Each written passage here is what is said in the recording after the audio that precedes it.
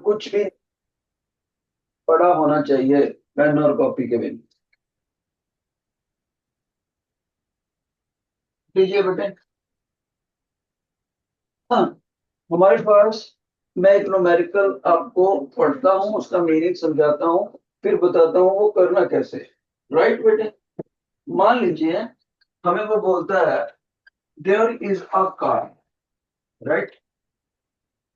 हमें बोल रहा है कि एक कार है that is running. Okay. But the situation is the car runs with velocity 10 meter per second for 20 second. Okay. फिर वो बोलते हैं वही वाली कार 20 मीटर पर सेकंड से भागती है फॉर 10 सेकेंड्स। ऐसे उसने बोल दी। अब हमसे पूछते हैं इस कार का एवरेज स्पीड क्या होगा। एवरेज स्पीड क्या होगा। शाबाश सभी बच्चे। 9th के बच्चे बेटे, why are you roaming still, other classes are settled. तो इसको हम कैसे करेंगे, योर अटेंशन। देखो बेटे, हमें सबसे पहले ये देखना है कि on what topic this question is based. We see this topic is based on speed. Speed. तो क्या हमें स्पीड का कोई स्टैंडर्ड फार्मूला पता है। सभी बच्चे बोलते हैं यस सर, स्टैंडर्ड फार्मूला पता है हमें। Distance covered upon time taken. Distance covered upon time taken. हमें सर ये फार्मूला पता है। डिस्टेंस को हम मीटर में पुट कर सकते हैं, टाइम को सेकंड में, और स्पीड हमारा आ जाएगा मीटर पर सेकंड में। अगर हम इंटरनेशनल यूनिट्स की बात करें, एसआई यूनिट्स। मैंने कहा बेटे ठीक है, क्या तुम इस फार्मूले को सिंबॉलिकली भी लिख सकते हो। बच्चे कहते हैं यस सर, लिख सकते हैं सिंबॉलिकली। कैसे लिखेंगे। जैसे सर, स्पीड का सिंबल आप वी ले लो, डिस्टेंस का सिंबल एस ले लो, और टाइम का टी ले लो।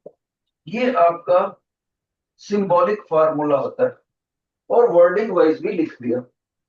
अब टीचर कह रहा है बेटे मैंने तो स्पीड नहीं पूछा, मैंने तो एवरेज स्पीड पूछा है। तब बच्चा बोलेगा सर उसका फार्मूला एवरेज स्पीड का ये होता है total distance covered upon total time taken. Total time taken.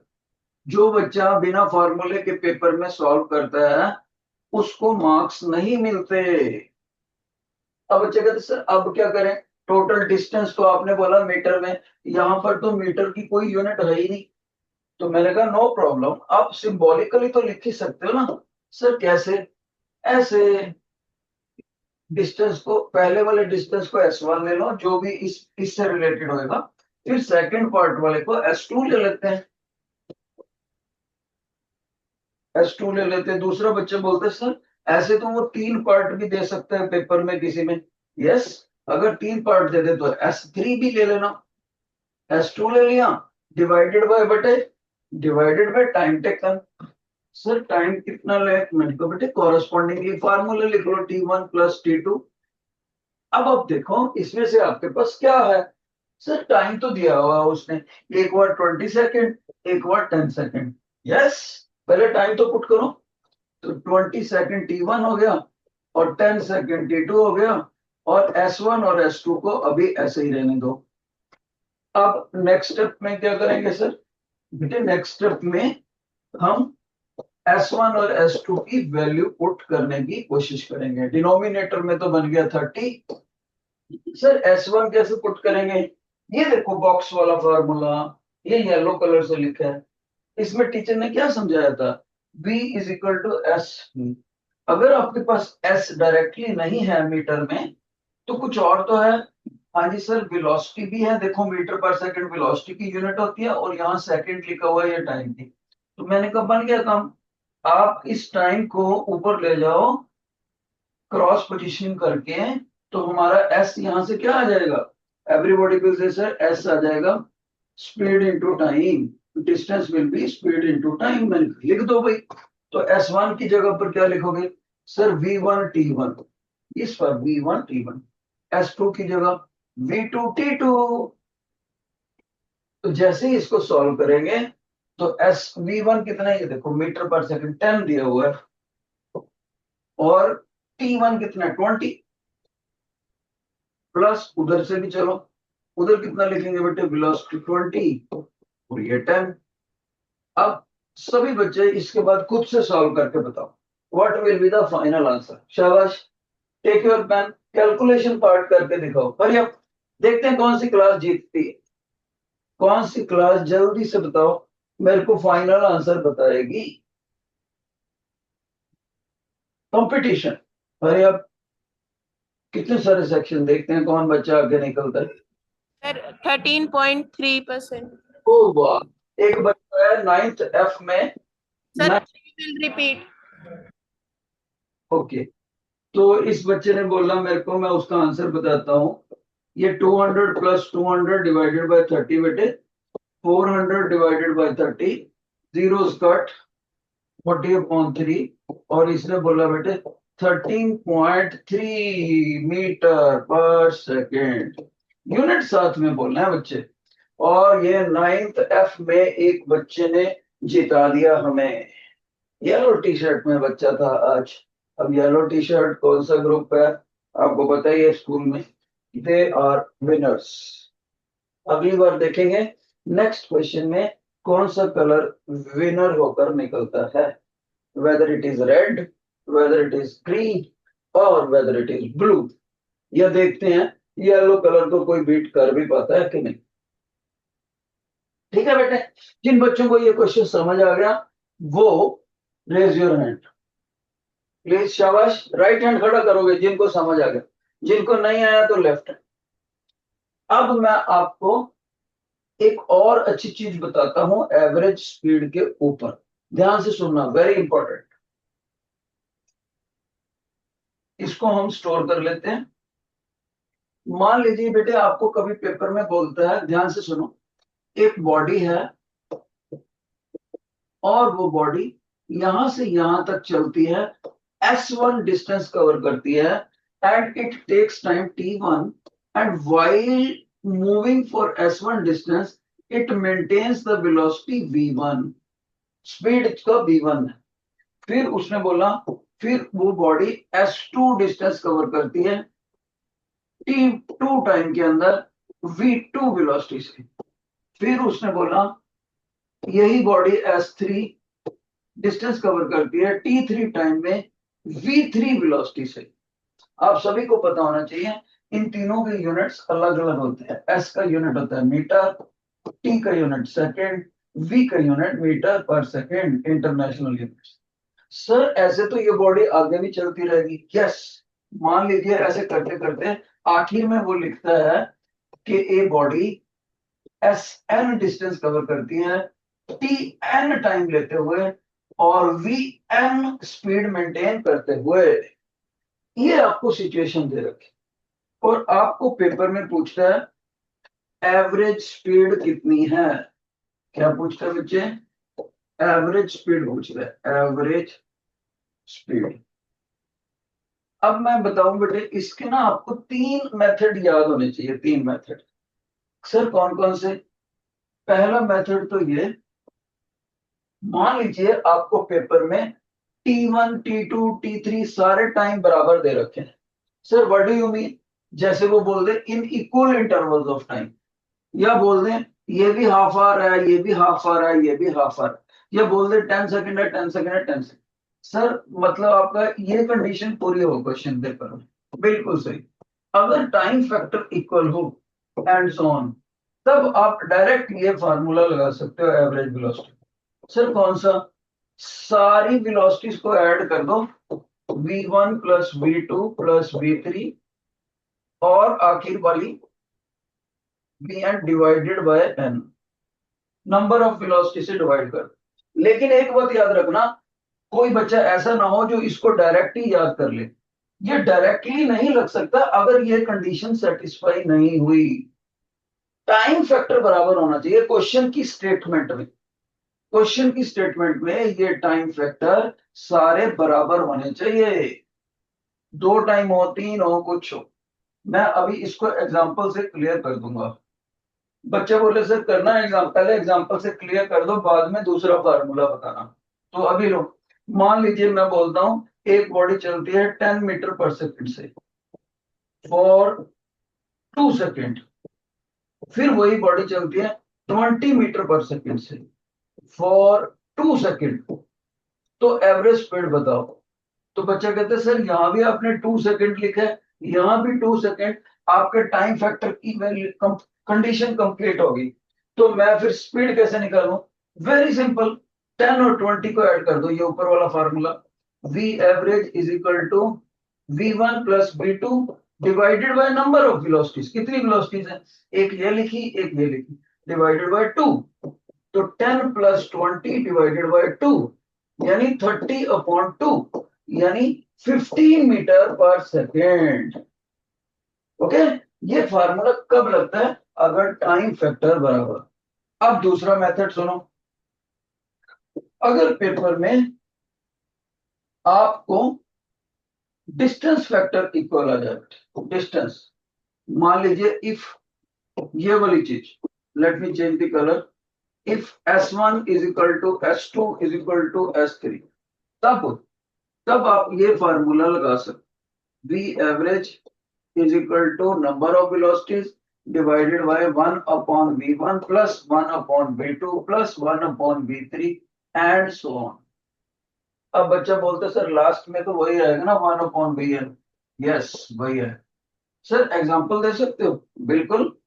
मान लीजिए कोई बॉडी ऐसे बोलेगो, देखो a body moves for 100 meter at 100 meter per second and covers, and 100 meter per second से चलती है बेटे, और कवर क्या करती है? 10 मीटर कवर कर देती है। 100 मीटर कवर स्पीड पे चलती है फॉर 10 मीटर। सर फिर उसके बाद 200 मीटर पर सेकंड की स्पीड रखती है फॉर अनदर 10 मीटर। देखो ध्यान से देखो, यूनिट देखो बेटे, 10 मीटर बोला है उसने, मीटर। मीटर किसकी यूनिट होती है? डिस्टेंस की। तो इस बार टाइम फैक्टर इक्वल नहीं है, डिस्टेंस फैक्टर इक्वल है। तो एवरेज स्पीड अगर यहां से भी पूछा हो तो कैसे निकालोगे? बच्चा बोलेगा सर आपने अभी बताया एवरेज स्पीड निकालने के लिए आपको पहले नंबर ऑफ स्पीड्स लिखनी पड़ेगी। मैंने कहा कितनी नंबर ऑफ स्पीड है? सर एक आपने 100 लिखा है, एक 200, यहाँ 2 लिख दो। फिर क्या करोगे? सर ये देखो 1 अपॉन v1 1 अपॉन v2 यानी 1 अपॉन 100 प्लस 1 अपॉन 200। तो ऊपर 2 ही चलेगा, नीचे एलसीएम ले लो। एलसीएम कितना आ गया बेटे? 200। यहाँ कितना आ गया? 2। यहाँ कितना आ गया? 1। और ये सारा 200 ऊपर चला गया। तो 2 इंटू 200 डिवाइडेड बाय 3। एक मैथ के कैलकुलेशंस तो आपको आती हैं, इसके बाद आप इसको सॉल्व कर लेना मीटर पर। तो आपने क्या देखा कि अगर ये कंडीशंस पूरी हों, अब मेरे से एक बच्चा पूछता है सर पेपर में मान लीजिए हमने स्टेटमेंट को अच्छे से पढ़ा, हमें नहीं पता लगता पेपर में एस एस वाली कंडीशन सेटिस्फाई हो रही है या टी वाली कंडीशन सेटिस्फाई हो रही है, तो हम उस कंडीशन में क्या करें? मान लो हमें पेपर में कंफ्यूज हो जाए। तो मैंने कहा बेटे देखो, एवरेज स्पीड पे क्वेश्चन तो आना ही आना है, राइट? तो आप उस सिचुएशन में अगर बिल्कुल भी क्लियर नहीं, इफ स्टेटमेंट नॉट क्लियर, मतलब आपको पता ही नहीं लगता कि ये वाला सेटिस्फाई है या ये वाला, तब तब आपको ये फार्मूला लगाना है। सर कौन सा? Simple, V average is equal to S1 plus S2 plus S3 यानी total distances of total distance divided by total. ऐसे कर दो, ठीक है। अब बच्चा मेरे से पूछता, ध्यान से सुनना मेरा बच्चा, बच्चा बोलेगा सर अगर S1 S2 ना दिए हो, तो मैं कहूंगा अगर नहीं दिए हो तो बेटे ये यूज कर लो, V1 is equal to S1 T1, ये अपॉन T1, ये तो पता ही है ना। S1 नहीं दिया तो इसको इधर ले जाओ। अब S1 की वैल्यू निकल, लिख दो V1 T1, S2 की लिख दो V2 T2। अब बच्चा बोलता है सर मान लो T सारे टाइम नहीं दिए हुए, फिर मैं क्या करूं? बेटा एम आई ऑडिबल? यार देखो क्या हो गया।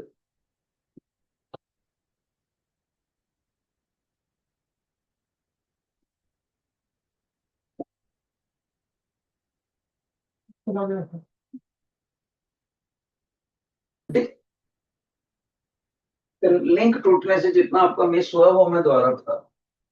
तो बच्चा बोलता है सर अगर S1 S2 नहीं दिए हुए तो मैं कहूंगा बेटा B is equal to S1/T1। तो आप S1 निकालने के लिए तो टाइम को ऊपर ले जाओ। तो what it becomes S1 is equal to V1/T1। Cross position कर दें। अब बच्चा बोलता है सर मान लीजिए टाइम ना दिया हो तो भी इस फार्मूले का फायदा ले जाओ। टी को उधर ले जाओ, वेलोसिटी स्पीड को नीचे ले आओ। तो T1 कितना बन गया ये देखो। T1 is equal to S1/V1 put कर दो। फिर T2 भी ऐसे पुट कर दो, T3 भी ऐसे पुट कर दो। तो ये चार्ट एवरेज वेलोसिटी के क्वेश्चन के लिए बहुत ज्यादा यूजफुल है। समझदार बच्चे ने इसको नोट कर लिया होगा। लेकिन कंडीशन ना नोट करना ना भूल जाना। ये कंडीशन या अगर स्टेटमेंट में कुछ क्लियर ही नहीं हो रहा आपसे, शाबाश। और फिर भी अगर ओवरऑल कंफ्यूज ही हो जाओ बस चुपचाप से फिर ये लगाने की कोशिश करना और इसका फायदा लेना। अब हम एक और क्वेश्चन करने की कोशिश करते हैं बेटे। उम्मीद करता हूं बच्चों ने तीनों फार्मूले लिख लिए होंगे और न्यूमेरिकल भी उनको समझ आया होगा। राइट? क्या है बेटे? देखो क्या टेस्ट।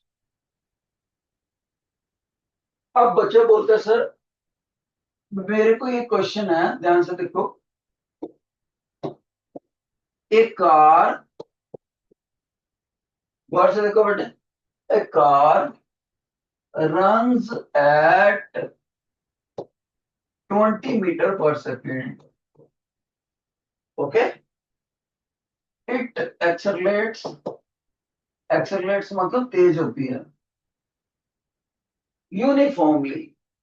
यूनिफॉर्मली का मतलब एक रिदम से तेज होती है बेटे। यानी कि इसको तेज होते हुए जर्क नहीं लगता। ये तेज होते होते तेज होती। Systematically rhythm. It accelerates uniformly. उसके बाद क्या कह रहा है? It acquires it acquires a speed of 30 meters per second after 4 second. 4 second के बाद इसकी इतनी स्पीड होगी। ठीक है? इसका एक्सेलरेशन कितना है? कार का एक्सेलरेशन कितना है ऐसा उसने पूछा। ठीक है? अब ध्यान से सुनना बेटे। इसको करना कैसे है पेपर में, आपने मेरी टेक्निक सीखनी। Very important. सबसे पहले तो आपने ये देखा कि ये क्वेश्चन मोशन के ऊपर है। एक्सेलरेशन वगैरह की लैंग्वेज आ रखी है, मोशन के ऊपर है। तो आपने पेपर में एनालिसिस करा। Question is on the topic motion. और आपको टीचर ने सिखाया था कि मोशन वाले जो क्वेश्चन होते हैं वो इक्वेशंस ऑफ मोशन से सॉल्व होते हैं। तो आपको 5 की 5 इक्वेशंस याद होनी चाहिए। राइट? सिर्फ 5 इक्वेशन? यस। कौन सी होती हैं बताता हूं, ध्यान से सुनो। यार अटेंशन।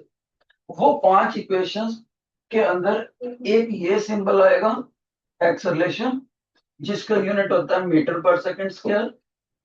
और एक ये होता है बेटे यू, जिसको बोलते हैं इनिशियल वेलोसिटी, इसका यूनिट मीटर पर सेकंड। एक वी, जिसका यूनिट होता है मीटर पर सेकंड। और एक ये डिस्प्लेसमेंट, जिसका यूनिट होता है मीटर। और ये एक टाइम होता है बेटा, जिसका यूनिट होता है सेकंड। ये 5 सिंबल्स होते हैं। 5 सिंबलों से 5 इक्वेशनें ही याद रखनी है आप। सर कैसे याद रखनी है? ध्यान से सुनो। मैं उस बच्चे को बोलूंगा योर अटेंशन कि बेटे इन पांचों सिंबल को अल्फाबेटिकली लिख लो। सर लिख लिया, फिर क्या करना है? ASTUV